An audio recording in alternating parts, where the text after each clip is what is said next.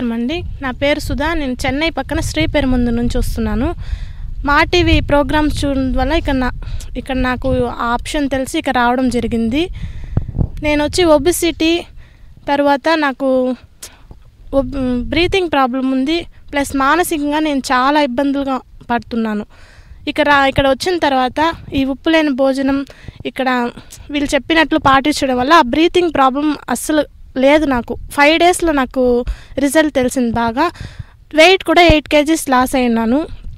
నాకు చాలా సంతోషంగా ఉందండి. ఈ అవకాశం ఇచ్చిన మా టీవీకి, మా గోల్డ్ వారికి చాలా థ్యాంక్స్, చాలా కృతజ్ఞతలు చెప్పుకుంటున్నాను. లేకపోతే నాకు ఇక్కడ ఇలాంటిది ఉంది విజయవాడలో నాకు తెలిసేదే కాదు. తర్వాత ఇక్కడ వచ్చిన తర్వాత చాలా భయపడుతున్నాను నేను. ఎలాగో ఇక్కడ ఉప్పు లేని భోజనం అన్నారు, డైట్ కంట్రోలు చాలా చెప్పారు, భయపెట్టారు. కానీ నేను ధైర్యం చేసుకుని ఇక్కడ వచ్చాను. మా పిల్లల్ని కూడా వదిలేసి వచ్చానండి, చిన్న పిల్లలు. వచ్చిన తర్వాత ఇక రాజుగారి ప్రసంగాలు విని నేను చాలా చేంజ్ అయ్యాను. ఇంకా వెళ్ళి కూడా నా పిల్లల్ని మార్చుకుంటాను.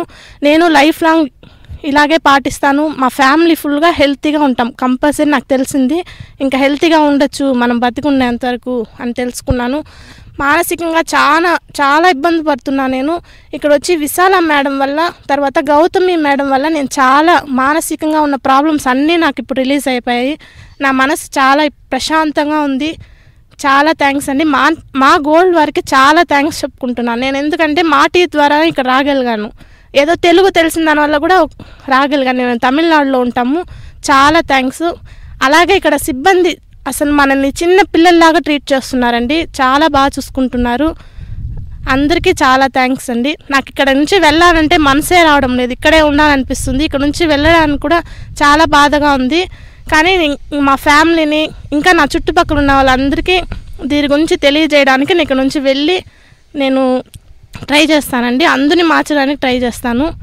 ఇంకా నేను ఇక్కడ నుంచి వెళ్ళి ఉప్పు ఆయిల్ లేకుండా తినడానికి నిర్ణయించుకున్నాను. అలాగే నా ఫ్యామిలీ అంతా హెల్తీగా ఉండగలుగుతాం. థ్యాంక్స్ అండి. చాలా